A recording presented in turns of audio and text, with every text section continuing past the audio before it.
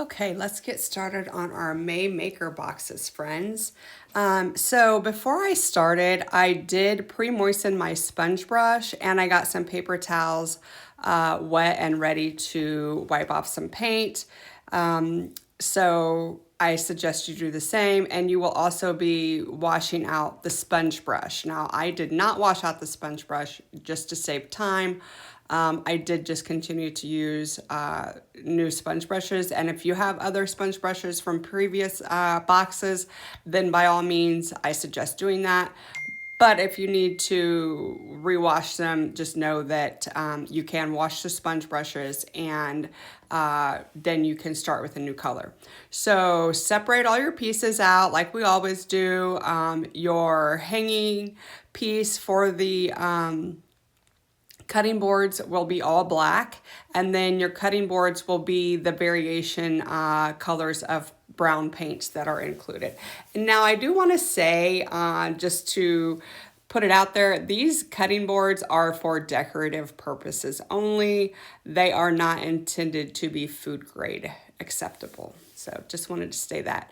And so yeah, just start painting your black pieces. Now you can paint these all individual, or you'll see me later, maybe you can tell from the pictures, you place all of the little circles together. It's however you want to do it. If you want to paint them individually, put it together and then paint it. I painted mine all individually and then put them together.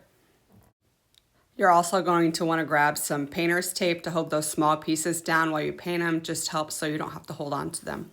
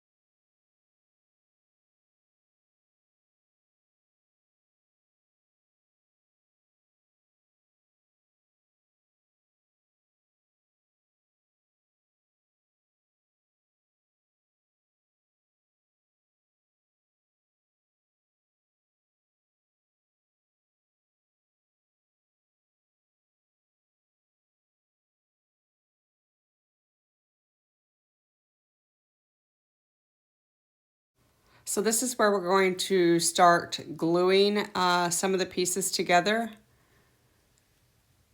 As you can see, you paint, or I'm sorry, you glue your middle size to your bigger round, and then each circle will have 4 of the small circles. The straight pieces are going to go into the center to hold them all together. And I know I said earlier that I painted mine first, but apparently I didn't. So glue them all together and then paint them.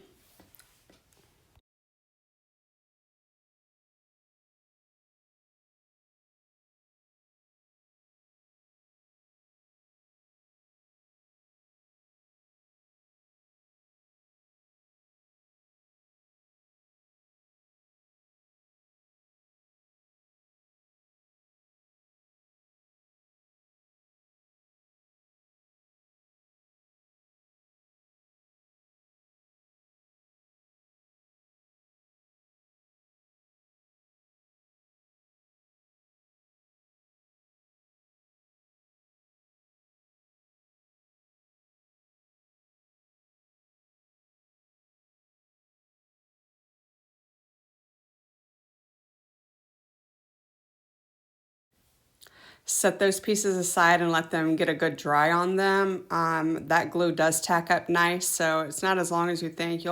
By the time we get finished with the painting, it'll be ready to go. Okay, so I started with the square cutting board that has the score marks in it, and I tried to create different variants of coloring in the board, but I don't feel like I succeeded. So maybe you'll have better luck. Just know I don't paint any of these prior to recording them, so we're all learning together.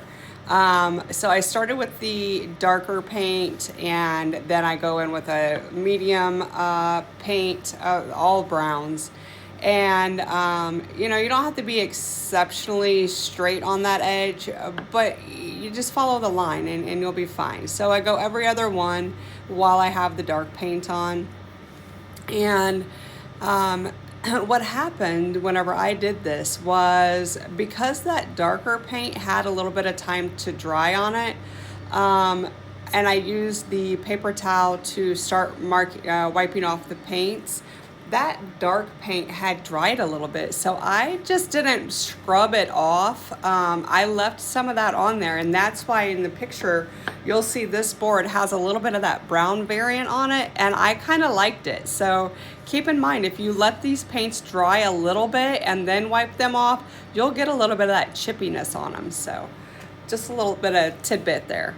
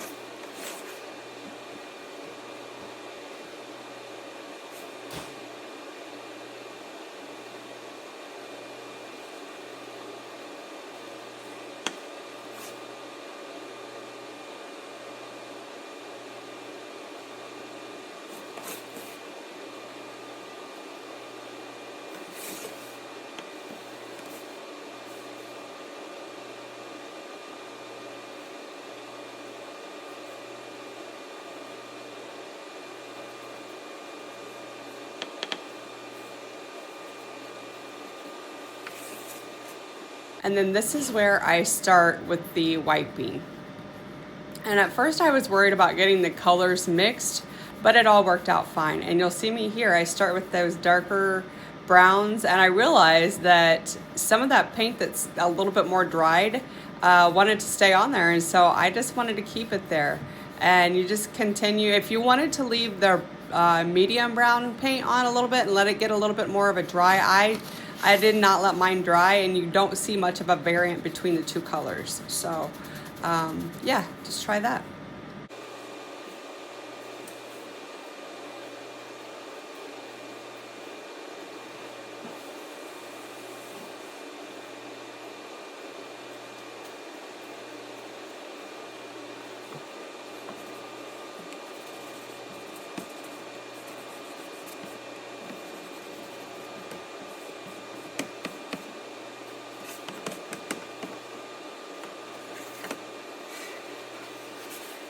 Moving on to our round cutting board, I chose to do this one in the darker brown, but you can do whichever color you want.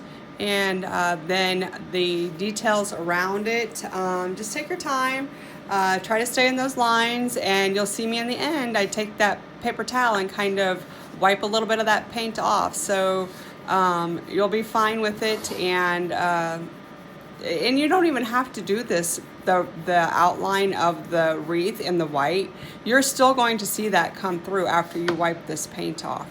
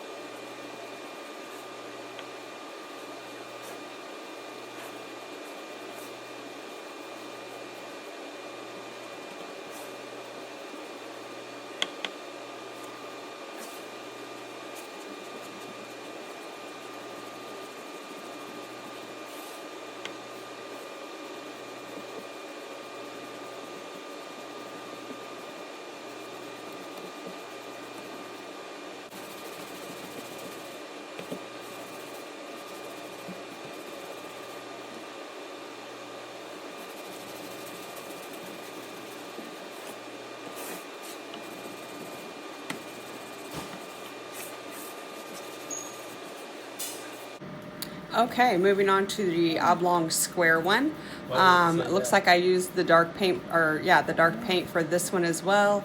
And just cover it and then wipe it off with your wet paper towel. And I did the green with the leaves or wreath part of this one. And again, that's total preference. If you don't want to do that, you don't have to, because you will still see those score marks come through on this.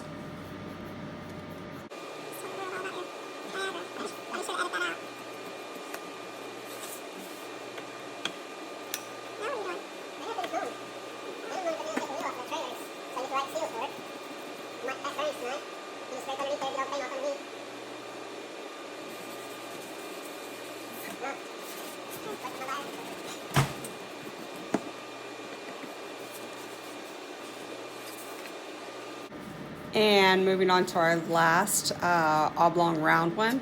It's just a simple cover with the paint and wipe off with a wet paper towel.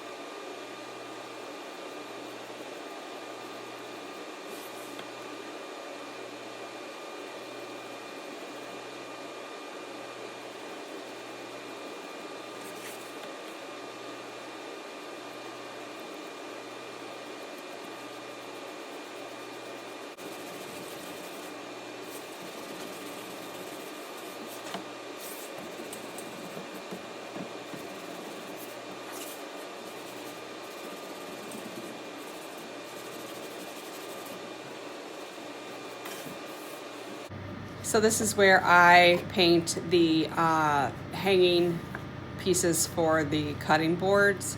And once I paint them black, then I take a little bit of the white and just go around the edges of it to give it a little bit of a worn or distressed look. And I just go on the edges of the round pieces.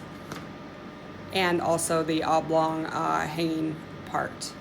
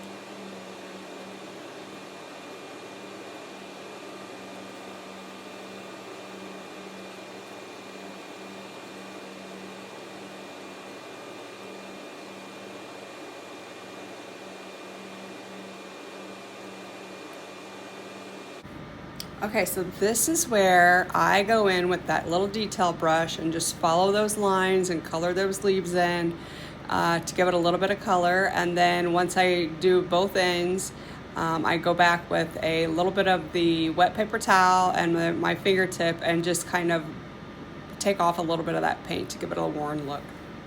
And totally optional, you do not have to do this part. You can still see those score marks there.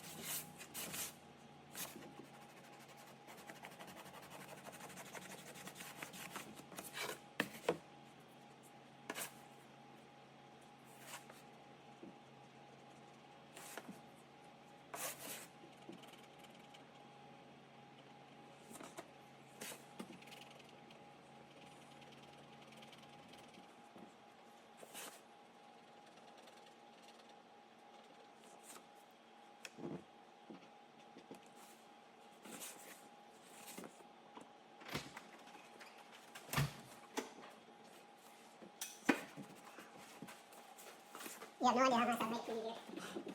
You're right.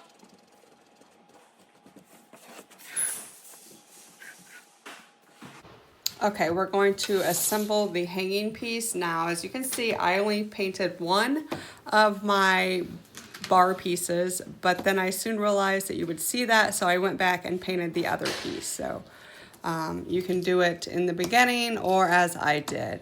And so we'll just continue to put these pieces together and move forward.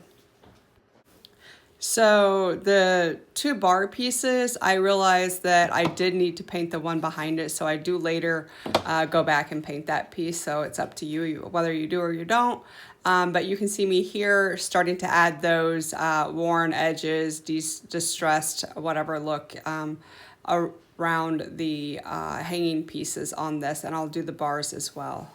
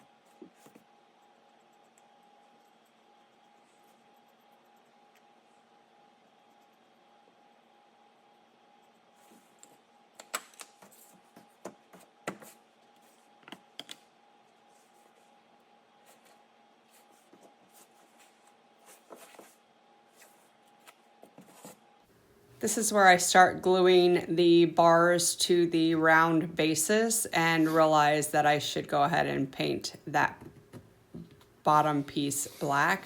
So I go ahead and paint that black while it's drying on the round pieces. Again, this is up to you whether you paint that piece or you leave it.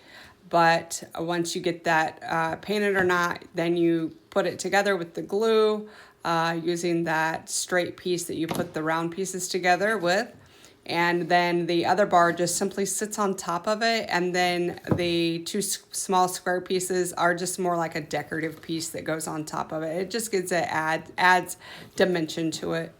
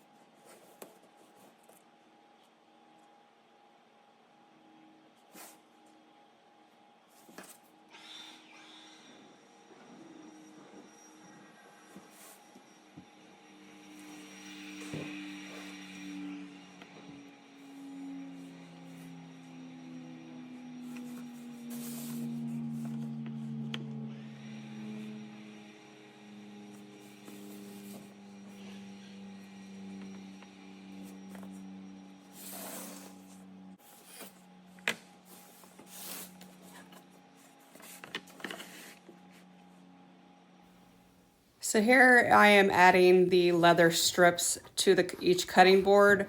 The leather is very stiff and it was a little bit difficult to work with, but just loop it around and then pull it back through tighten it up the best you can, or you can just simply tie it. However you can get it to work. There is no right or wrong. This is how I did it.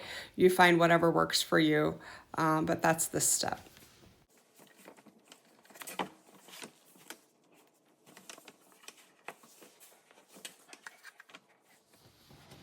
Here I am showing you how to add the pieces onto the back that you can use to hang it with. So you're going to have two square pieces and then two pieces that have like a loop on the end of them. So you're going to use the square and glue one square to one piece with the loop. And then the solid square piece is what's going to adhere to the round piece, and that is going to create a little bit of a gap with a loop, and that is what you hang them from.